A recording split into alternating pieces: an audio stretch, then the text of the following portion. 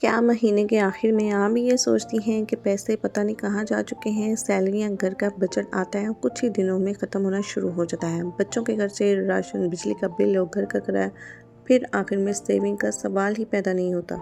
लेकिन आज की वीडियो में मैं आपको ये नहीं कहूँगी कि कम खर्च करें। मैं आपको घर चलाने के ऐसे सिंपल तरीके बताऊँगी जिस पर अमल करके आप बिना अपने बच्चों की ज़रूरियात कम किए अपने घर के खर्चों को कंट्रोल कर सकते हैं।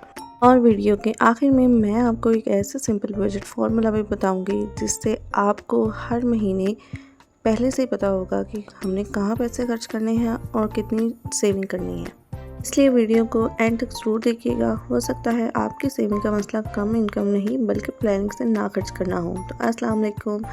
मैं जी यहाँ पे ब्रेकफास्ट बना रही थी अपने लिए और बच्चों के लिए, तो साथ साथ आपके साथ बातें शेयर करते रहते हैं सेविंग के बारे में। तो now let's back to the topic. सबसे पहले पैसा गिन कर नहीं, लिख कर चलें।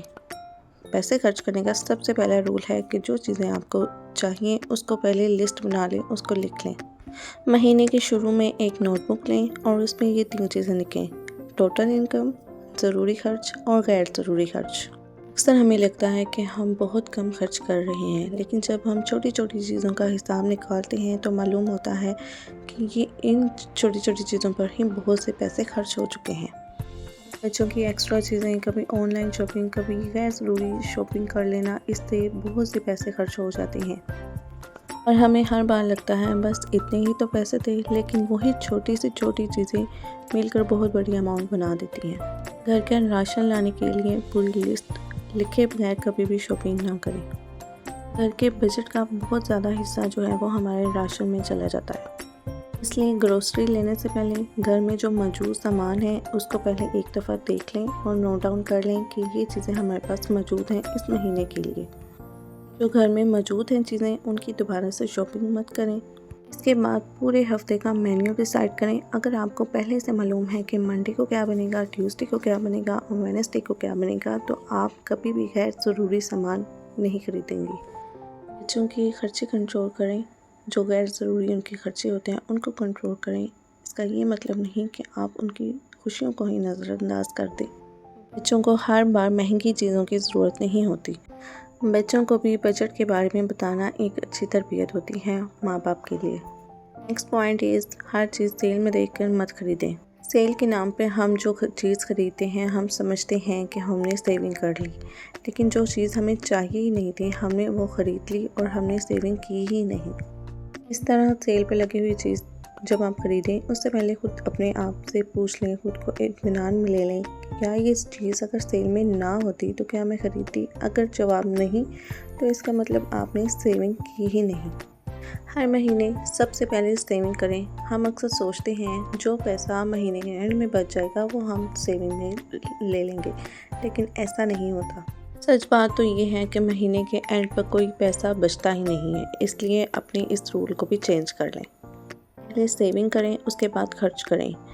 चाहे अमाउंट छोटी ही क्यों ना हो, लेकिन सेविंग ज़रूर करें। अगर आप 5,000 सेव नहीं कर सकती तो आप 1,000 से शुरू कर लें। अगर आप 1,000 भी नहीं कर सकते तो 500 से स्टार्ट ले लें। इसका ये मकसद नहीं है कि आपने कम रकम सेव की है, इसका ये मकसद हुआ कि आपको सेविंग की आदत हो जाएगी। जिस तरह आप इस महीने 500 करेंगी, नेक्स्ट मंथ आप 1000 सेव कर सकती हैं। इस तरह आहिस्ता आहिस्ता आपकी सेविंग और बढ़ती रहेगी। बिजली और गैस के बिल को हल्का मत लें। घर में छोटी से छोटी आती भी मंथली बिल पर बहुत असर डाल सकती हैं। कमरे से निकलते वक्त फ़ैन और लाइट्स गैर ज़रूरी हैं तो उनको ऑफ़ कर दें। वॉशिंग मशीन को भी गैर ज़रूरी ना इस्तेमाल करें। जब आपको छोटी चीज़ धोनी है उसको हैंड वॉश भी कर सकते हैं आप। और गैस को भी गैर ज़रूरी इस्तेमाल मत करें।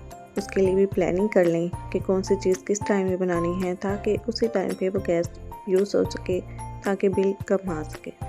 आप सोच रहे होंगे एक लाइट ऑफ करने से क्या फ़र्क पड़ेगा, लेकिन सेविंग सिर्फ बड़ी चीज़ों पे कंट्रोल करने से नहीं, इन छोटी छोटी चीज़ों से ही सेविंग का नाम है। इसी से ही आप सेविंग सीख सकते हैं और इसी से ही आप अपने खर्च जो हैं वो कम कर सकते हैं।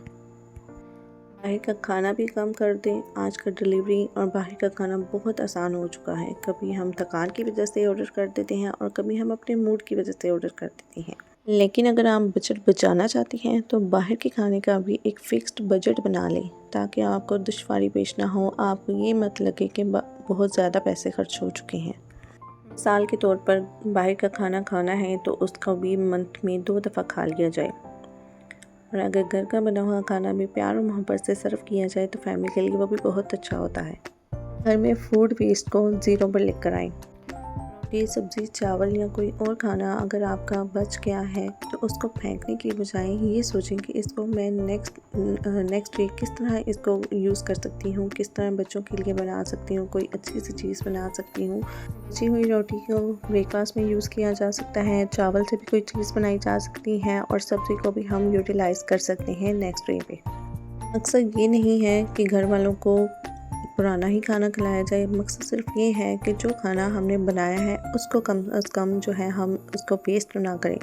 इस तरह अल्लाह पाक भी नाराज़ होते हैं और हमारा खाना भी वेस्ट होता है, उसके साथ साथ पैसे भी वेस्ट हो जाते हैं। हस्बैंड और वाइफ को मिलकर घर का बजट बनाना चाहिए। ज़रूरी नहीं है कि दोनों में से एक को ही ये सारी ज़िम्मेदारी निभानी चाहिए, चाहे वाइफ को या शौहर को, दोनों को मिलकर इस बजट को देखना चाहिए कि बच्चों के एक्सपेंसेस कितने हैं, उनकी स्कूल की फ़ीस, उनकी ट्यूशन फ़ीस, उनकी बाकी अखराजात कितने हैं, अपनी सेविंग क्या है, बिजली के बिल की, सब कुछ इन सब सेविंग में आ जाता है पूरे मंथ में। जब हमें सैलरी या हमारा कोई कहते हैं हमारी इनकम आती है, उसमें ही हमें ये सारा कुछ शेड्यूल बना लेना चाहिए कि यहाँ पे हमने घर का किराया देना है, बिजली के बिल इतनी है, बच्चों की स्कूल फ़ीस इतनी है, ट्यूशन फ़ीस इतनी है। इस तरह हमें कभी भी कोई मुश्किल नहीं आएगी जब हमने एक लिस्ट बना ली होगी। इस तरह घर का फाइनेंशियल प्रेशर भी कम हो जाता है। मियाँ बीवी को आपस में ये नहीं कहना चाहिए कि तुमने इतना खर्च कर दिया, इतना नहीं करना था, बल्कि ये डिसाइड करना चाहिए हम दोनों को कितनी सेविंग करनी है और क्या खर्च करना है। और ये छोटी सी सोच घर का माहौल भी बहुत बेहतर बना सकती है। हर महीने के आखिर में खर्च रिव्यू करें। ये मत देखें कि कितने पैसे खर्च हो गए हैं, बल्कि ये भी देखें कि किस कैटेगरी में ज़्यादा पैसे खर्च हुए, किस जगह पे हमने फ़ज़ूल खर्च किया, कहाँ पे अननेसेसरीली चीज़ें ली, कौन सी चीज़ हमारे लिए गैर ज़रूरी थी वो हमने ख़रीद ली। अगर आप महीने के आखिर में 10 से 15 मिनट इस पूरी लिस्ट को देख लेंगे कि कैसे हमारे से फ़ज़ूल खर्च हो चुकी है, तो इस तरह आपको आहिस्ता आहिस्ता अगले महीने की समझ आ जाएगी कि किस चीज़ को हमने नहीं ख़रीदना और कौन सी चीज़ हमारे लिए ज़रूरी है और कौन सी नहीं। और सबसे इम्पोर्टेंट बात, कम खर्च में घर चलाना मैथ का नाम नहीं, ये डिसिप्लिन है, सब्र है और शेड्यूल है कि हमने किस तरह अपने घर को देखना है, मैनेज करना है, ताकि हम मियाँ बीवी में झगड़ा ना हो खर्चे की वजह से। काफ़ी अक्सर मैंने कपल्स ऐसे देखे हैं जिनका अक्सर झगड़ा ही खर्चों से ही चलता आता है कि यहाँ पे ये खर्च हो चुका है, वहाँ पे वो खर्च हो चुका है, और शोहर जो होते हैं वो आखिर में महीने के सर पकड़ कर बैठ जाते हैं कि इतने खर्चे नहीं थे लेकिन पैसे बहुत लग चुके। आपको अपने बच्चों की हर ज़रूरत की चीज़ें छीन कर सेविंग नहीं करनी। आपको अपनी ज़िंदगी बोर बनाकर भी सेविंग नहीं करनी। आपको सिर्फ ये सोचना है, ये सीखना है कि कहाँ हम पैसे खर्च कर रहे हैं और कहाँ हम अपनी आदत बनाकर पैसे खर्च कर रहे हैं। इसी का नाम ही सेविंग है। अब महीना तकरीबन ख़त्म होने वाला है, तो आज से ही अपनी एक नोटबुक लें, उसमें अपनी फ़िक्स्ड अमाउंट लिखें और जो आपके खर्चे हैं उसको भी लिख लें। अपने बच्चों के खर्चे लिख लें, जो आपके बच्चों की स्कूल की फ़ीसेस हैं, ट्यूशन फ़ीसेस हैं, उनकी बुक्स के एक्सपेंसेस हैं, उनकी इसके अलावा स्टेशनरीज़ हैं, सब कुछ आप उस पे नोट डाउन कर लें। इसके अलावा बच्चों के लिए और अपने लिए फ्रूट्स भी लेकर आएँ। ये ना हो कि आप फ्रूट्स की तरफ जाएँ ही ना, उसको फ्रूट को स्किप कर दें। इनकी भी ज़िंदगी की एक ज़रूरियात है। अब इस तरह बजट बना लें कि फ्रूट्स लेके आएँ, उसको 2 दिन में ख़त्म करें या 3 दिन में ख़त्म कर लें। बच्चों को उसके साथ कुछ स्पेशल बना दें फ्रूट्स से, ताकि बच्चे भी उसको खुशी-खुशी खाएँ। अक्सर कई बच्चे होते हैं जो फ्रूट्स को लाइक नहीं करते, लेकिन ये आपका काम है कि आप उनको किस तरह बना के टेस्टी सा बना के खिलाएँ ताकि बच्चे फ्रूट्स ज़रूर खाएँ। याद रखें, बचत वो नहीं होती जो बहुत ज़्यादा पैसों में ही की जाए। बचत वो होती है जो कम पैसों में भी आदत बनाकर बचा कर रखी जाए, सेविंग की जाए। अगर आपको मेरी ये वीडियो यूज़फुल लगी है तो मुझे कमेंट में ज़रूर बताइएगा कि आप किस चीज़ में अपने पैसे ज़्यादा वेस्ट करते हैं, या कौन से एक्सपेंसेस आपके बहुत ज़्यादा हैं, बिल गैस के बिल, बिजली के बिल या बच्चों के एक्सपेंसेस हैं या आपकी अपनी फ़ज़ूल शॉपिंग है, किस चीज़ में आपके पैसे वेस्ट हो रहे हैं, उसको थोड़ा सा कम कर दें।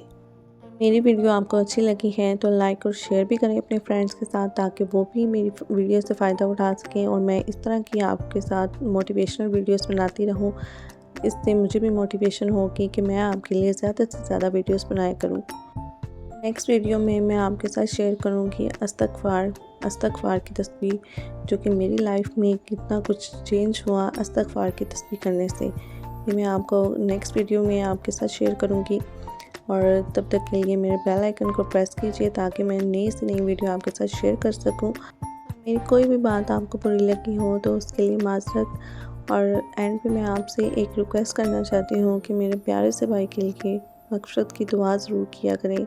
जब भी मेरी वीडियो आप ओपन किया करें तो उनके लिए ज़रूर दुआ किया करें, ताकि मेरे प्यारे से भाई को जन्नत में आला से आला मुकाम हासिल हो। आमीन।